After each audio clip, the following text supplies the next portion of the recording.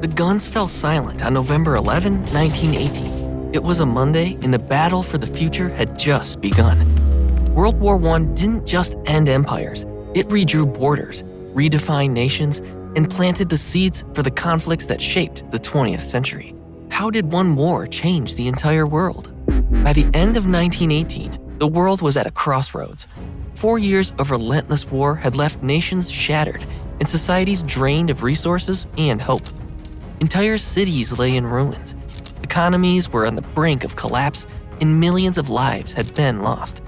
The great empires that once dominated the globe, the German, Austro-Hungarian, Ottoman, and Russian, were in freefall, torn apart by revolution, defeat, and internal division.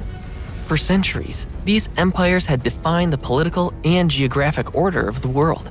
But as the fighting ended, their collapse left a power vacuum, setting the stage for one of history's most dramatic reshaping of borders. In the wake of war, a new world was born. But at what cost? And how did the choices made in 1919 set the course for future conflicts?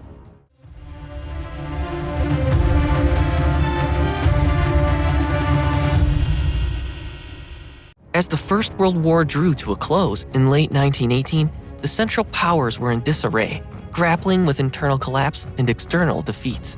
Germany faced revolution as its people, exhausted by war, demanded change.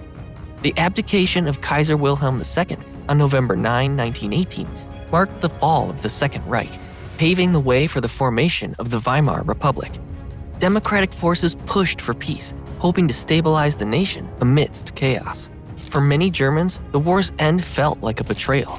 Although their armies had not been decisively defeated on the battlefield, the signing of the Armistice created the perception of a politically imposed surrender. This narrative fueled the "stab in the back" myth, which wrongfully blamed Germany's defeat on internal enemies like socialists and Jews, rather than military shortcomings. This myth would profoundly shape post-war German politics, sowing the seeds of future extremism. Elsewhere among the Central Powers, Austria-Hungary crumbled under the weight of ethnic tensions and internal divisions, splintering into multiple new nations. The Ottoman Empire, already weakened by uprisings and military defeats, faced further fragmentation.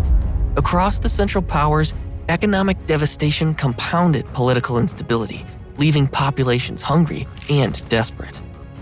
On November 11, 1918, the Armistice of Compiègne brought an end to the fighting in World War I.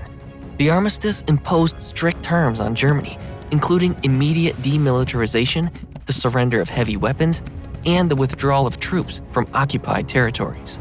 Allied forces also took control of strategic areas like the Rhineland, ensuring Germany could not launch further offensives. The Armistice set the stage for the Treaty of Versailles, signed on June 28, 1919. The treaty's terms were harsh. Germany was forced to accept full responsibility for the war under the War Guilt Clause, pay massive reparations, and endure severe territorial losses, including Alsace-Lorraine to France and portions of land to Poland and Belgium. The Rhineland was permanently demilitarized to act as a buffer with France, and Germany's army was restricted to 100,000 troops with no tanks or aircraft. As the treaty was debated in the United States, Woodrow Wilson issued a stark warning, quote, "If we do not end the present quarrel by a settlement, it will only be a preparation for another quarrel." Wilson's vision for peace, outlined in his 14 points, emphasized self-determination for nations and the establishment of a League of Nations to prevent further conflicts. Despite Wilson's leadership in crafting the treaty, the U.S. Senate refused to ratify it, largely due to fears that the League of Nations would entangle the U.S. in foreign wars. The United States signed separate peace treaties in 1921, remaining outside the League, which weakened its authority and effectiveness. The Treaty of Versailles aimed to ensure lasting peace, but its punitive terms instead created resentment and instability, particularly in Germany, setting the stage for future conflict. Wilson's fears of unresolved tensions would prove tragically prescient. The aftermath of World War I saw the disintegration of old empires and the redrawing of global boundaries, fundamentally altering the geopolitical landscape. The Austro-Hungarian Empire, once a sprawling multi-ethnic state, splintered into several new nations. Austria and Hungary became independent countries, while Czechoslovakia and Yugoslavia emerged as states designed to unite ethnic groups. However, these borders often ignored cultural complexities, creating internal tensions. The October Revolution of 1917 and the ensuing Civil War tore the Russian Empire apart, leading to the Treaty of Brest-Litovsk in March 1918. Russia ceded Finland, Estonia, Latvia, Lithuania, and Poland, which became independent states. While these losses and internal chaos weakened the emerging Soviet Union, it remained determined to reclaim influence in the future. Italy's post-war gains, including South Tyrol and Istria, fell short of promises made in the Treaty of London, 1915. The failure to secure Dalmatian territories fueled nationalist resentment, which would later contribute to the rise of fascism under Benito Mussolini. After World War I, Cameroon and Togoland were divided between Britain and France under the League of Nations mandates, with Britain taking smaller portions of each. Namibia was assigned to South Africa, part of the British Empire, under a similar mandate. Meanwhile, France expanded its influence in West Africa, taking the majority of Cameroon and Togoland previously under German rule. In the Pacific, Japan extended its influence by taking over former German territories, including islands in the South Pacific. These acquisitions not only bolstered British and French colonial power, but also fueled resentment in Germany, laying groundwork for future tensions. Japan emerged from World War I as a rising force in the Pacific, skillfully using the conflict to expand its territorial reach. By seizing former German territories, including the Marshall, Caroline, and the Mariana Islands, Japan solidified its dominance in the region. This calculated expansion wasn't just opportunistic, it marked the dawn of Japan's ascent as a major regional power, setting the stage for its growing ambitions in the decades to come. The US emerged from the war as an economic and military powerhouse. Though it returned to isolationism, the global influence of American industry and finance grew, setting the stage for its future role as a world leader. The collapse of the Ottoman Empire marked a dramatic turning point in the Middle East, as its vast territories were partitioned among the Allied powers. Through mandates sanctioned by the League of Nations, Britain and France imposed their control, redrawing the region's borders to suit their colonial ambitions. The roots of this division lay in the Sykes-Picot Agreement of 1916, a secret deal between Britain and France that divided Ottoman lands into spheres of influence. Britain took control of Palestine, including the area that would later become a point of contention as Israel, as well as the oil-rich lands of Iraq. France, meanwhile, gained control over Syria and Lebanon, territories strategically important for their proximity to European colonial holdings. Amid this reshaping, one region resisted partition.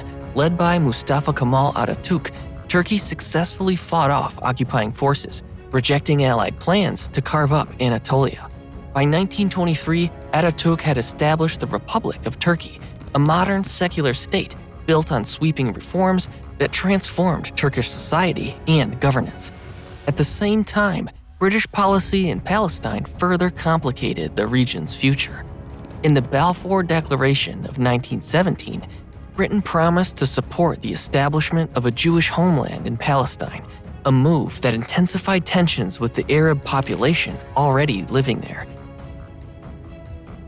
This commitment, combined with British control, sowed the seeds of enduring conflict in the region, a legacy of division and unrest that continues to shape the Middle East to this day.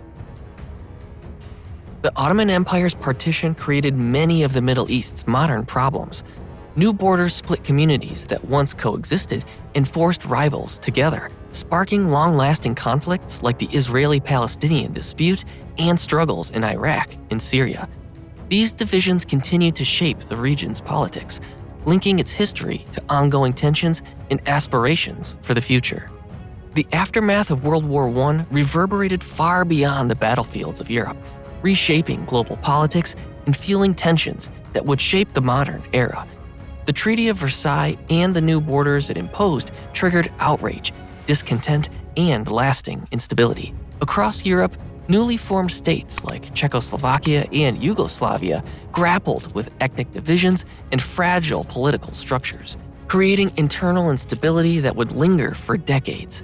In the Middle East, The arbitrary borders imposed by Allied powers disregarded the region's complex demographics, fostering sectarian tensions that continue to shape conflicts in Palestine, Iraq, and Syria. In China, the decision to award Shandong province to Japan rather than returning it to Chinese control sparked a wave of nationalist protests.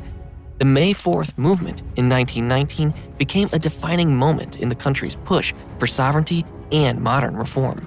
Meanwhile, in Germany, harsh treaty terms and economic struggles deepened resentment, fueling demands for revision and laying the groundwork for political extremism. The promises of autonomy made to colonies during the war were largely unfulfilled, sparking widespread dissatisfaction and fueling nationalist movements in Africa, India, and the Middle East. The global shift in power dynamics also bred resentment in countries like Italy and Germany, where dissatisfaction with territorial outcomes contributed to the rise of fascist ideologies and leaders like Mussolini and Hitler.